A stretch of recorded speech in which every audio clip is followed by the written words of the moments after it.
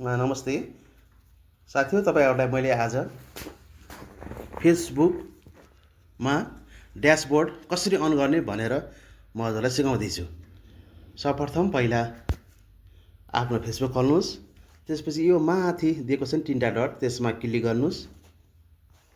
त्यसपछि यस्तै सरल स्क्रल गर्नुस्। यसमा टर्न अन प्रो मोड भनेछ, त्यसमा क्लिक गर्नुस्।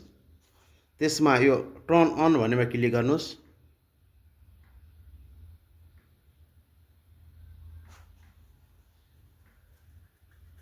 त्यसपछि यहाँ नेक्स्ट भन्ने आउँछ, नेक्स्टमा क्लिक गर्नुस्। फेरि नेक्स्ट भन्ने आउँछ, त्यसमा क्लिक गर्नुस्। त्यसपछि यसमा चाहिँ हजुरले पब्लिकमा टिक लाउनु पर्छ है। फ्रेन्ड्स कस्टम भनेछ, यसमा चाहिँ पब्लिकमा टिक लाएर नेक्स्ट गरिदिनुस्। फेरि कन्फर्म गरिदिनुस्। फेरि यहाँ नेक्स्ट गरिदिनुस्। फेरि नेक्स्ट गरिदिनुस्। हुँदैछ। फेरि नेक्स्ट गरिदिनुस्। यस्तो आउँछ, नेक्स्ट गरिदिनुस्। अब यहाँ हेर्नुस्, तल हेर्नु त, गो टु योर ड्यासबोर्ड भनेको छ नि, यहाँ पर्सनल ड्यासबोर्डमा जानुस् भनेको छ।